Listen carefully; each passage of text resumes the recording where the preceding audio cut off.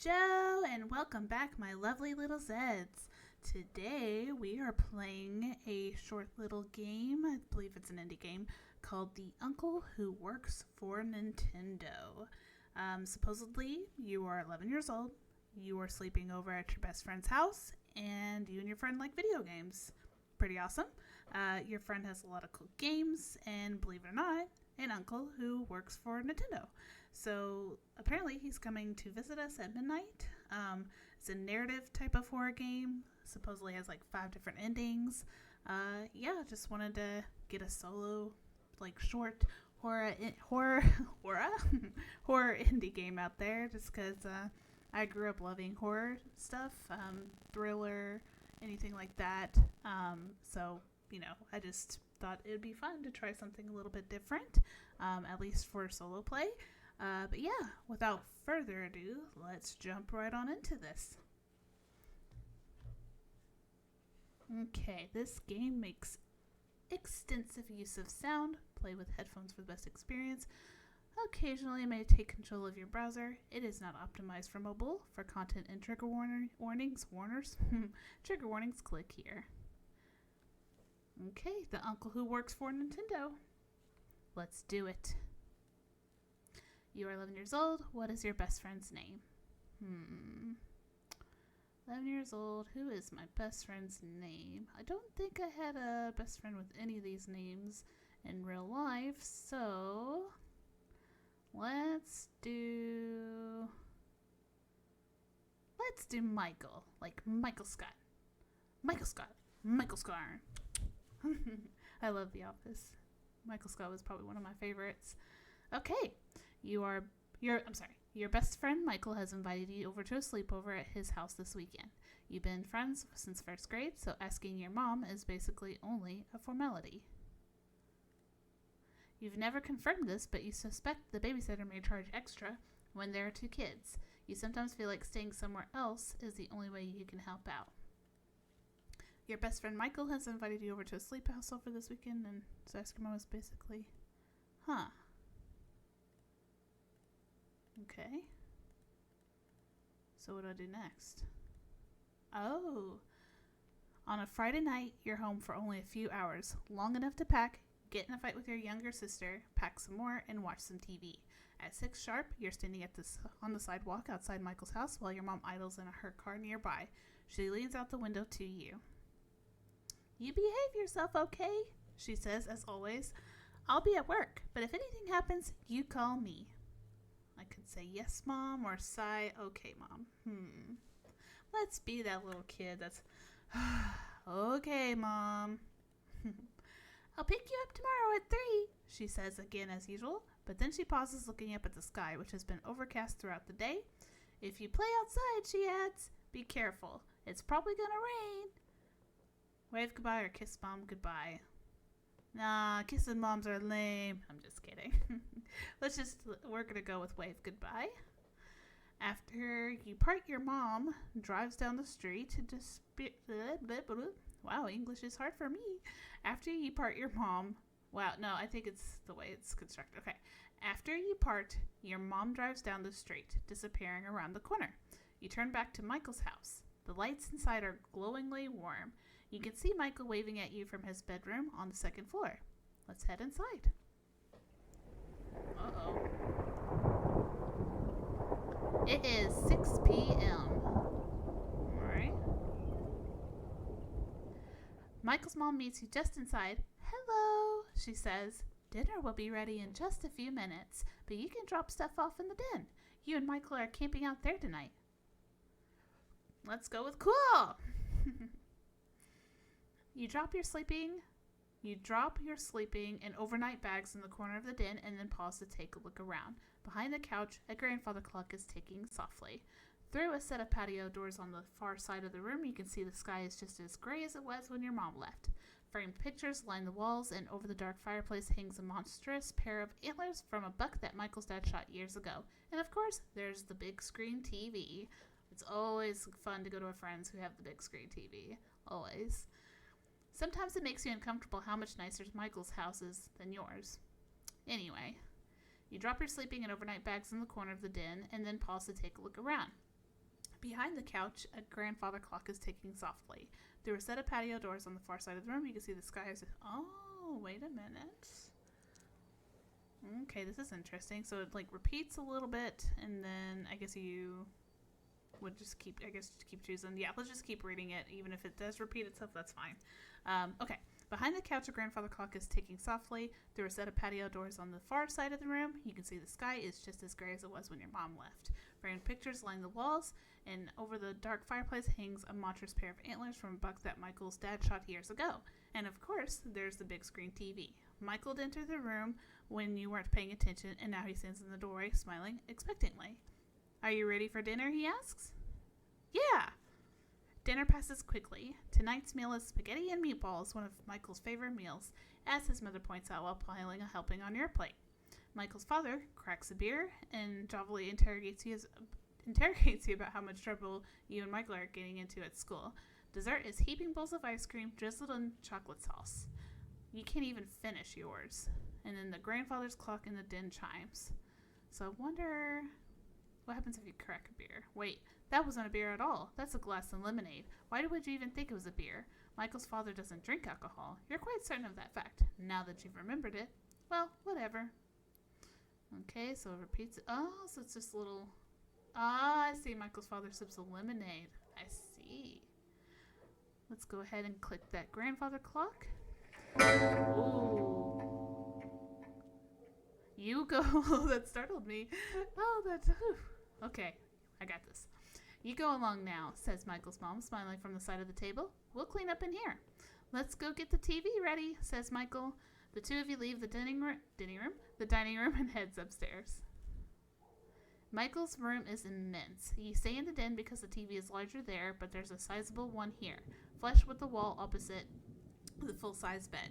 We'll take the 64 down first, says Michael, heading towards his TV and opening the entertainment center cabinet. It's his prerogative, of course. He gets to choose what you play first, usually. But as Michael begins unhooking the cords of the Nintendo 64 from the TV, you catch sight of the other things he has in there. All the major stuff. An old SNES, a PlayStation, a Dreamcast, classic. I am on it today with the way I'm talking. Anyways, but some other things too. Things you don't really recognize. A large black box with green highlights, a small purple one, a strange white and yellow tower with what will look like gloves resting on hooks on either side. A compact white cone. What are those? Or those look cool. Large black box with green highlights, a small purple one, a strange white and yellow tower with what looks like gloves. I don't think that sounds cool. What are those? Michael looks to the clutter in the cabinet. Oh yeah, he says. They're pretty cool. I can't show them to you though. They're still secret. I promised my uncle. Of course you suddenly remember his uncle. The uncle who works for Nintendo. In the corner, the grandfather clock is ticking softly. Through a nearby set of patio doors, you can see it's getting quite dark. Framed pictures line the walls. Michael's parked in front of the large TV, playing something on the Nintendo 64. I can talk to Michael, watch Michael play, go to the bathroom, go to the kitchen, think about Michael's uncle. Let's check out what the grandfather clock says first. It's 7. Okay. Framed pictures. You walk around the perimeter of the den, inspecting the pictures idly. Most of them are family portraits from years past. Michael cradled lovingly between his mother and father, or any of the three on their own. Any one of the three on their own. A happy, tidy family. Look for pictures of Michael's uncle, or do something else. Let's look for Michael's uncle. You don't find any. Not one. The only pictures here are of Michael and his parents. You don't know why that makes you feel uneasy. Yeah. Time passes. Okay, so it repeats itself again, so now you can choose one of these options. He's in the middle of playing the Nintendo 64. What do I want to do? Talk to Michael, watch Michael play, go to the bathroom. Let's talk to Michael. He needs to share that Nintendo 64, dang it. What would you like to talk about? We'll start with school, actually. You begin by talking about a mutual acquaintance who moved away, but Michael quickly changes the topic. An hour passes. Oh boy. The clock chimes. You are in the den. Oh, okay. So talking to Michael, let's do it again, and let's talk about games. You recount some rumors you read about the Nintendo console. Michael informs you he has a prototype upstairs and you can play it later. When you ask why not now, he says he is too busy playing the Nintendo 64. An hour passes. You're in the den. And that clock chimes again. Super loudly, may I add. Ooh. Michael's mother bustles into the room, holding a large ceramic bowl filled with popcorn under her arm. How are you kids doing, she asks. Good, says Michael, his eyes not moving from the television. I hope you're having fun, says Michael's mom. Here's some popcorn, extra butter. She places it on the floor. Bye, Michael. Nancy's spoiled. Almost immediately, Michael's shoving popcorn into his mouth. Meanwhile, his mother smiles first at him and then back at you. There's sodas in the kitchen if you get thirsty, she says, and some pizza from the other night if you get hungry. Thank you. She looks at Michael.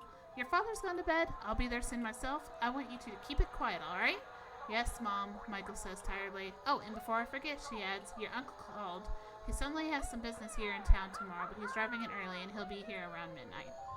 For the first time, Michael stops playing his game, stops eating popcorn, and turns to look at his mother. Okay, he says.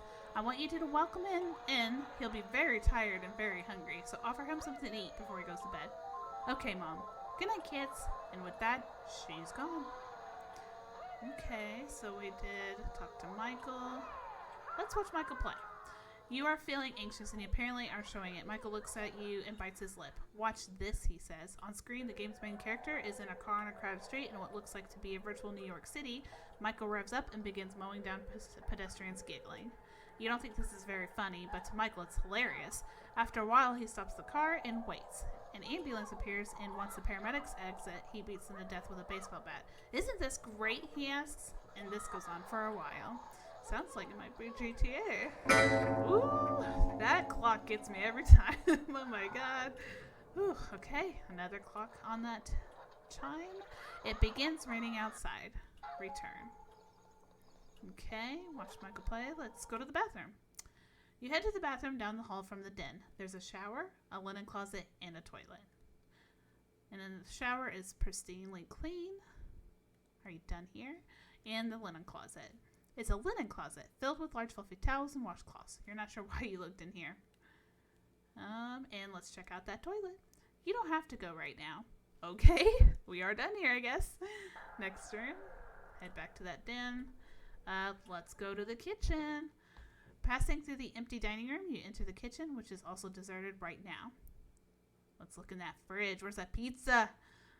There are a few things here. Soda, cold pizza, milk, a water pitcher. So for me, personally, cold pizza, milk, that is so right up my alley. I mean, obviously I would prefer warm pizza, but there's nothing wrong with cold pizza either. So I think, though, we should check out each option. But let's start with that cold pizza. You grab your snack and exit the kitchen, and you head back to the den. There goes that clock chime again. Okay, so we can keep doing these things. Let's go back to that kitchen and get some milk now. We had our pizza. Okay. All right. So I guess every time we can, like, look at... Okay, so basically every time we go to the kitchen, you're just heading back to the den, and you can just, oh, it did change. The grandfather clock chimes the hour as Michael suddenly looks up from the 64. It's time, he says. Time for what? Oh my god. Oh my god. That's him, says Michael, standing up. I should go let him in. As he leaves the den, you realize he could follow. Part of you really feels like being scared for a bit. Let's follow! The knocking continues persistently as you follow Michael to the front of the house. Outside the pebbled glass of the front window, you can see a tall, dark shadow. Michael goes to the door, undoes the deadbolt, and cracks it open. Ooh, you can come in, he says to whoever stands out there on the porch, then looks over his shoulder at you. Sorry, he says. Before you can ask what there is to be sorry about, the door slams open. Oh my god. Oh my god, what is happening? Oh my god. Oh my god. Oh god. undefined error. Oh my god, what the heck? That was crazy. The uncle who works for Nintendo. Oh. Ah, I see. Undefined error. Okay, so there's the different endings. Let us restart at 7 in the den. Okay. No, he doesn't drink. Okay. So we did the... Let's think about Michael's uncle. It began with a Mew. You didn't believe him at first, but when Michael came to school one day, he told you he had finally caught Mew. Prove it, you said. So he pulled out his Game Boy and showed you. There it was, Mew, the 151st Pokemon, available only to players at promotional events, somehow unlocked on Michael's game. It's really strong, he said. It's KO every enemy in one hit. Michael demonstrated the claim at recess when you and some other friends linked Game Boys to do battle. You were the first one down. No one else got in a single hit on Michael's Mew. You asked how Michael managed to get it. Okay. In a few days, everyone had quit playing Pokemon at recess. The lore had faded. You asked how Michael managed to get it. Oh, my my goodness. Oh, my uncle got a job at Nintendo, said Michael. You were walking home together past one of the construction crews. Michael still lived next door to you at the time. There had been a storm not too long ago. Trees were down all over town. Buildings had collapsed. You were standing at an intersection when Michael, as a truck rumbled by, loaded up with ragged tree trunks. What a bad storm. Okay, let's do the at the time. Wait, this couldn't have been too long ago. When did Michael move? There was something nice about being neighbors. Okay, and the last one is, oh. He also got me this new Game Boy, said Michael, pulling it out of his pocket. You hadn't noticed it earlier, but yes, Michael now had a sleek new Game Boy Color. Until today, he had one of the old ones, a big gray brick like yours. This one's a special edition, said Michael. Isn't it cool? You agreed. I remember having the very original Game Boy, the black and white one. You would have to have one of those little lights that you would have to plug into one of the inputs on that Game Boy. I remember just being with my parents in the back of the car, and I'd have to have that little light when we were driving at night, just so I could see the screen. It was wild. I also did have the Game Boy Color too, which was really cool. Yeah, man, those were the good times. Let's see. You snap out of your reflections. Okay. Well, we done looked at everything. Should we talk to Michael again? Oh, yeah, look, new option here. What would you like to talk about? Ask if Michael thinks the storm will be as bad as the last one. Do you think this storm will be as bad as the last one we had before? I don't like the sound of the wind. You remember that storm we had that tore down all the trees? I don't know what you're talking about, says Michael. You don't remember? Remember what? The storm. It happened a few weeks ago. It was huge. It took down trees. I actually forgot until tonight. There was a huge... Oh, there's the options. Let's do the top one.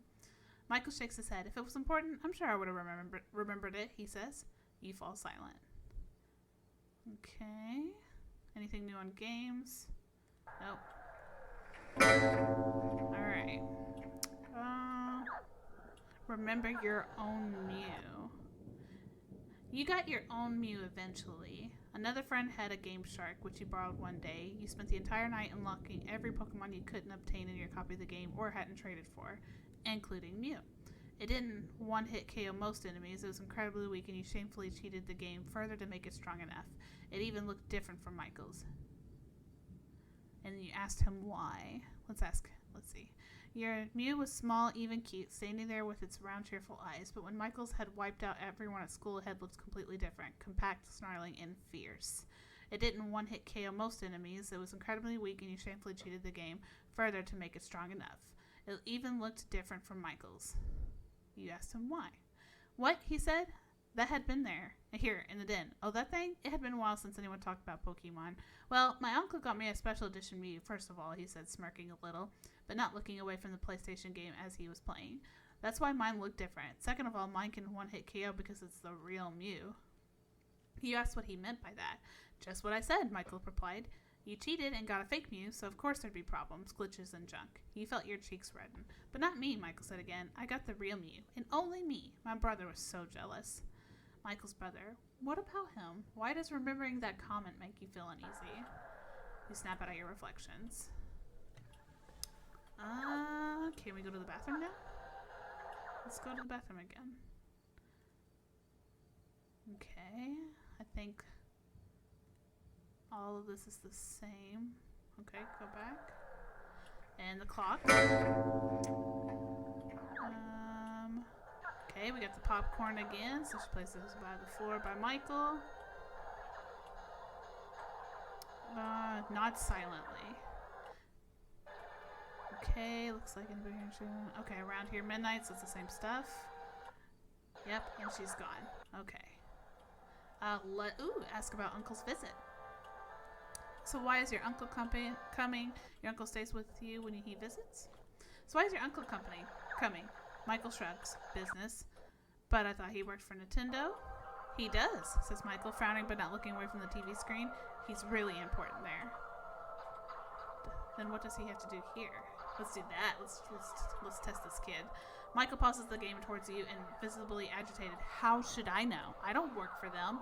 Right now he's not quite yelling, but you think if you keep pressing the subject, he might. Ooh. I'm not sure I believe you, but your uncle. Michael takes a moment to respond as if he was not quite sure what you heard correctly. What? I don't believe your uncle works for Nintendo. You think he finally done it. Michael stands up, fists clenched at his sides, mouth twisted horribly as he struggles to say something. You watch as he takes a step towards you, and let's clench our teeth and wait. We're not going to flinch.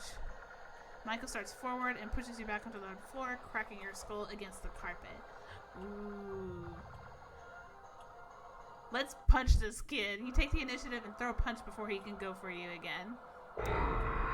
Uh-oh. You shove yourself up off the floor and you send your fist into Michael's stomach. For a moment, you're shocked at what you've done as he stands there gasping in his pajamas. But then suddenly, bad expression, I hate you. You hear something, you think you hear something. Someone shouting, and then you've fallen flat on the floor. I hate you. For a moment, you think you can't get up. Your whole body feels heavy. Did he hit you? I hate you, says Michael. Leave me alone. You finally manage to sit up as he turns back to his game. You take a moment to collect yourself.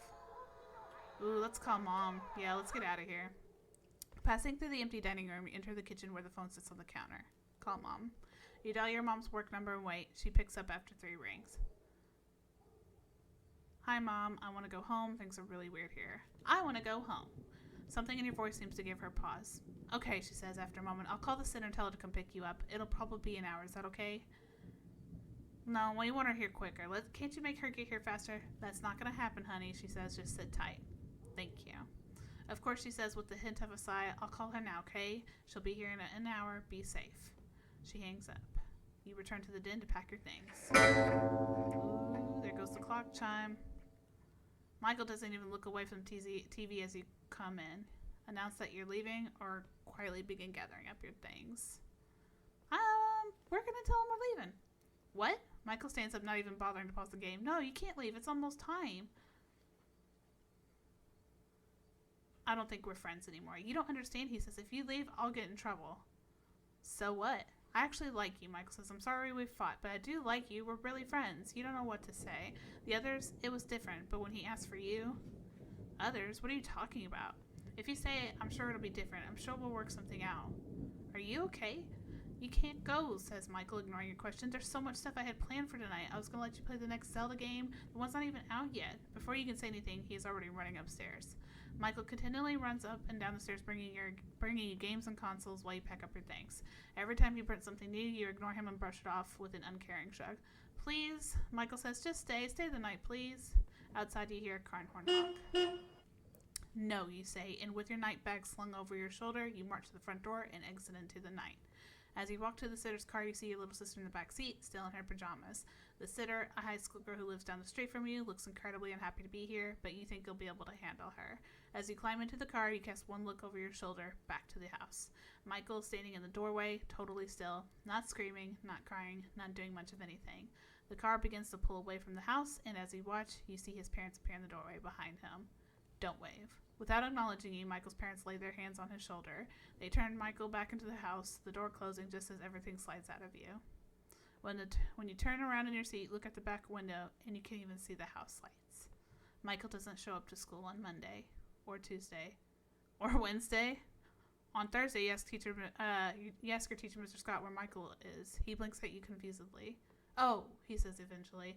Michael, well, I'm surprised he didn't tell you about this, but he and his family moved away. The house is empty when you ride your bike by that afternoon. It somehow seems even larger without anyone or anything or anyone in it. A for sale sign stands in the front yard. Stands in the yard out front. Go home. You never see Michael again, and eventually, as the years pass, you forget about him entirely. End. The uncle who works for Nintendo. Interesting. Okay, so there is an exit. Oh, so okay, so I've already got 1, 2, 3. Yeah, I got 3. Should try to go for 2 more, maybe. That one's locked. Okay, go back. Let's see. Would I want to restart from the beginning, or restart at 7 in the den?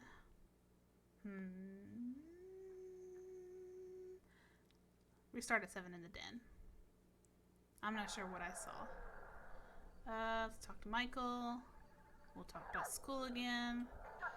Oof. Talk to Michael again. Never mind. Oh, here we go. You and Michael decide to switch games. Since his library is so large, he picks. You play this one. He says. Play. In this game, you play as a warrior saving a magic kingdom of talking animals from an old wizard who barfs up blood every time he talks. It's gross, but also sort of funny. You're pretty good at this one, says Michael, and then adds his voice a little low. I never actually beat it. You play for a while. The clock chimes, and you are in the den. Mom, oh, here comes Michael's mother, bringing the popcorn, asks us how we're doing. She places by the floor by Michael, and let's see, she tells you again about the food and the drinks that's in the fridge. So far, we've done thank you and not silent, so let's just say okay. And then, tells us to be quiet. Yep, yes, Mom. And then his uncle's going to be there around midnight. And then with that, she's gone. Okay. Think about Michael's uncle. Ask about Michael's visit. Watch Michael play. Michael takes charge of the console. Watch this, he says. On screen, Link is in the temple time. Michael heads to a corner of the map and after walking back and forth for a few seconds, faces through the wall. I found this the other day, says Michael, running his avatar through a huge room with arched ceilings. What are you going to do with it, you ask? Michael doesn't say anything, but smiles at Link as Link reaches the end of the room and stops in front of the shining golden light of the Triforce. Wow! Link saunters forward and grabs the Triforce. Triumphant music and a lengthy cutscene play as Link poses with the Master Sword, which now glows gold. Now, the game gets really cool, says Michael. You have unlimited bombs and arrows, and you can get into the past as an adult. Accordingly, he shows things off for a while. There goes that clock again. You are in the den, and then it begins to rain outside. We're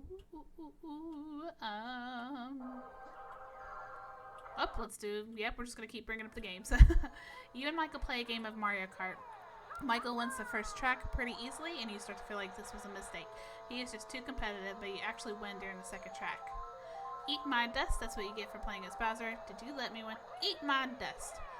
Sorry, says Michael, I'm a little off my game tonight. You notice that he seems somehow nervous. While you played, an hour passed, and the clock chimes. Alright. Should we watch Michael play again? See if anything's different? My uncle will be here soon, says Michael, looking at the clock. Yeah? Should we get stuff ready for him? Let's play just one more game, he replies. You pick. As the beginning ruffling through the pile of cartridges by the TV, you realize Michael's staring at you. You turn to stare back. What's wrong? Michael shakes his head. No, sorry, I was just thinking. You shrug and then put a cartridge from the pile. How about this one? Michael nods. As you plug it in and start up the console, you hear him behind you. Hey. Yeah? Thanks for spending the night, he says. You play together for a good while. There goes that dang clock again! The grandfather clocks. Michael suddenly looks up. It's time. He says, time for what? Is your uncle here? Oh, here we go again with the dang loudness. Oh, it's so loud. I'm not following this time. We're going to be scarce for a bit. Should we run to the kitchen or to the bathroom? We're going to the bathroom. You run down the hallway, lock the door behind you. Okay, walls are bare. There's no secret toilet, but there's some old featureless white box that you can stand in for a shower. Let's go in the linen closet. You crawl into the plain white box that is about the size of a linen closet and close it behind you. From the front of the house, you can hear the front door slam open. After that, you don't hear anything except child. The rain, no, not just the rain, but the voice in the back of your head, like, I am coming for you, child. Like something you can't even begin to describe. Though you lock the door behind you, you can hear it open easily. Something walks in. Hold your breath. You're not sure how you know something's out there, but you don't know exactly a child. Hear it moving, but you know it's there, and you know it stopped. Poor child. Right outside your hiding spot. It opens the door, even though you immediately realize it doesn't have hands. Oh God, we're dead. We're dead. We're dead.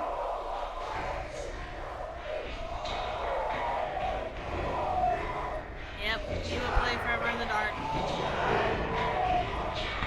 Ooh, that is so loud. The uncle who works for Nintendo.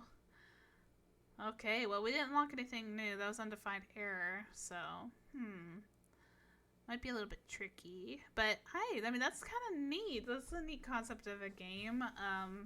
Yeah, like, the uncle, I guess, is really just a monster, and maybe, Michael is just trying to find someone to be his friend, but because him and his family know what his uncle is, every time he has a friend come over, maybe the friends are sacrifices, and Michael didn't want you to be that sacrifice because he actually enjoyed playing games with you.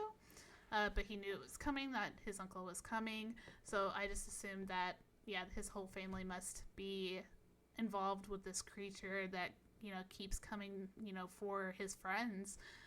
That's just my take on it. So we might, try it again another time and see, what the other two locked versions are. But for now, I think, I had a pretty good fare of tries there, and, I think it's good to call it an end on this one, and, yeah. I mean, again, it was pretty cool. I wonder if they made anything else additional to this, but I'll have to look into that on my end. But yeah, again, this was the title of this game. What was this one called again? Oh, The Uncle Who Works for Nintendo. That's right. So yeah, this was The Uncle Who Works for Nintendo. I hope you enjoyed hope you enjoyed it. I hope you enjoyed this little short little thriller video. If you liked it, don't hesitate to like and subscribe. Wow. As you can tell, my English is the best. My pronunciation, my words are just the greatest. Goodness, do apologize. But yeah, if you like this video, don't hesitate to like and subscribe to my channel. Again, as always, you do not have to subscribe. I just enjoy people watching. I'm having fun as this average gamer, just playing, creating, just creativity, editing, all that good stuff. But yeah, so again, definitely don't have to like or subscribe. It's just if you want to. I won't be offended. But yeah, really appreciate anyone who watched, and I thank you, my lovely little Zeds, for joining me once again. I will let you all go, and I hope you guys have a great rest of your day. So I will see you later. Bye.